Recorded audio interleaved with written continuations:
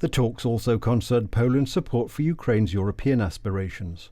According to Prime Minister Mateusz Morawiecki, military support for Kiev and the achievement of a bilateral agreement are key to the security of the whole of Europe.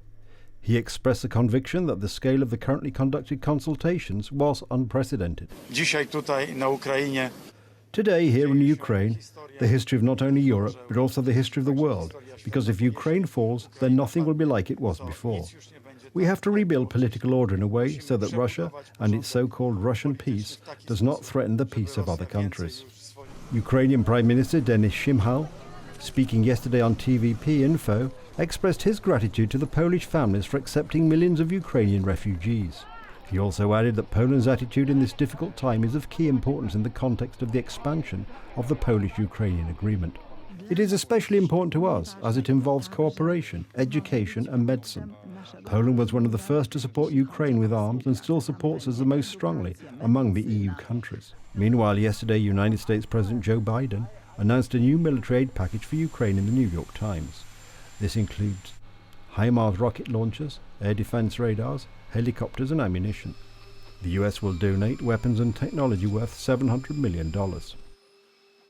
We are working quickly to send Ukraine a significant amount of weapons and ammunition, so that it can fight on the battlefield and be in the strongest position at the negotiating table. Therefore, I have decided to provide Ukrainians with more advanced missile systems and ammunition that will enable them to hit more precisely on the battlefield. Key goals on the battlefield in Ukraine. Olaf Scholz also declared military support for Ukraine during today's budget debate in the Bundestag. The German Chancellor announced that he wanted to increase Ukraine's defence capabilities. In the coming weeks, together with the Netherlands, we will send 12 state-of-the-art howitzers to Ukraine. It is a modern heavy weapon. We will continue to deliver more weapons. The German government decided to supply the Iris-T anti-aircraft system, the most modern of its kind available in Germany. It will allow Ukraine to defend a large city against Russian air attacks. During yesterday's visit to Kiev, Slovakia's President Zuzana Chaputova also declared her willingness to help.